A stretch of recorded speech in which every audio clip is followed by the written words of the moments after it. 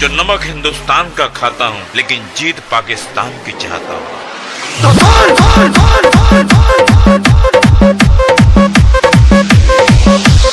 मैं इस देश का हनुमान हूँ और ये देश मेरा नाम है।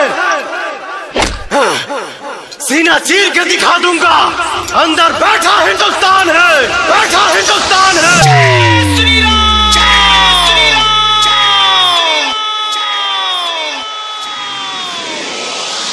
श्री रामचंद्र जी के सभी भक्तों, हमारे प्रभु श्री रामचंद्र जी का जन्मभूमि पावन नगरी अयोध्या है। ये सारा वेद पुराण कहता है और ये सारा संसार जानता है। इसलिए प्रभु श्री राम का मंदिर जरूर बनेगा और अयोध्या में ही बनेगा।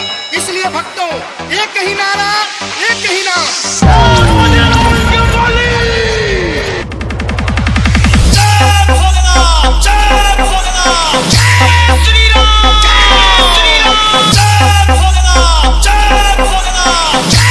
श्री राम, जय भोलेनाथ, जय भोलेनाथ, जय श्री राम, जय भोलेनाथ, जय भोलेनाथ, जय भोलेनाथ, जय श्री राम, जय भोलेनाथ, जय भोलेनाथ, जय भोलेनाथ, जय श्री राम,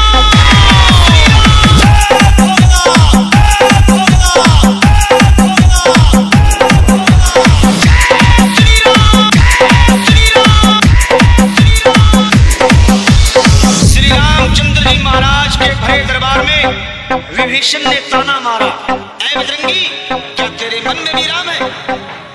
हनुमान जी ने श्री राम का नाम लिया और सीना फाड़ा, बोले ले दे श्री राम, श्री राम, श्री राम, श्री राम, श्री राम, श्री राम,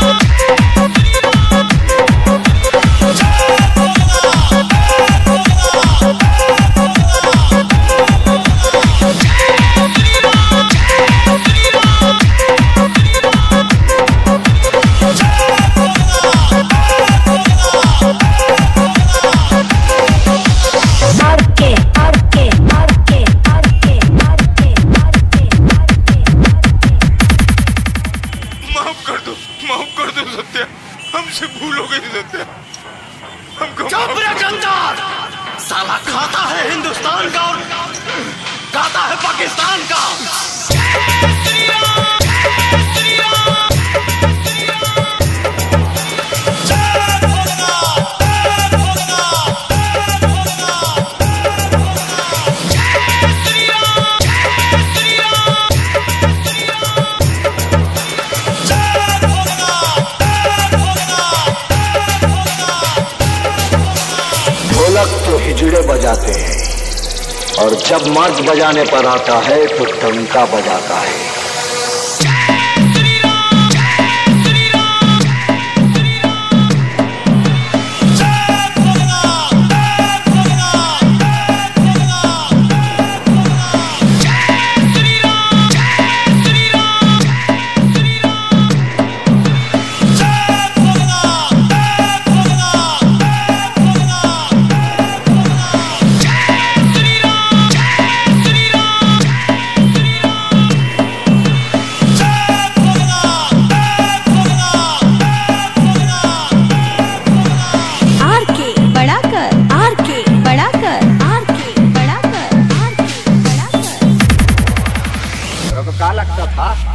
नहीं लौटेंगे, गलत।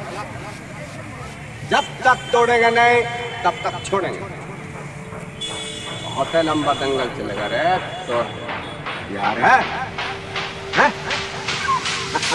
तो यार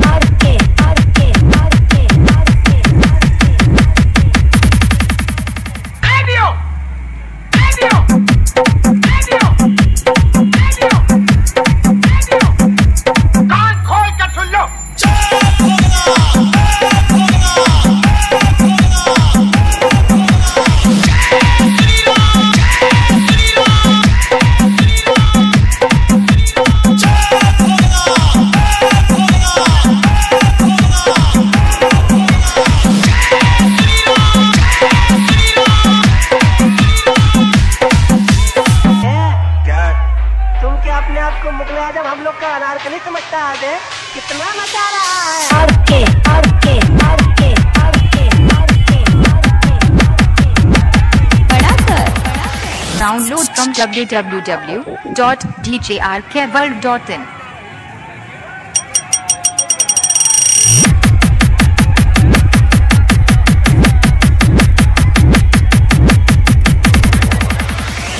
मैं वो इंसान हूँ जो नमक हिंदुस्तान का खाता हूँ, लेकिन जीत पाकिस्तान की चाहता हूँ।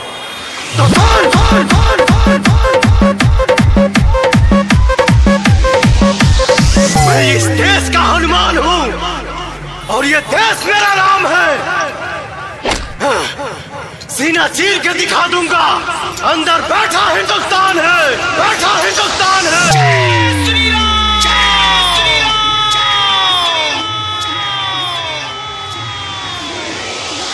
श्री रामचंद्र जी के सभी भक्तों, हमारे प्रभु श्री रामचंद्र जी का जन्मभूमि पावन नगरी अयोध्या है।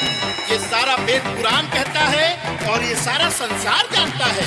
इसलिए प्रभु श्री राम का मंदिर जरूर बनेगा और अयोध्या में ही बनेगा। इसलिए भक्तों, एक ही नारा, एक ही नाम।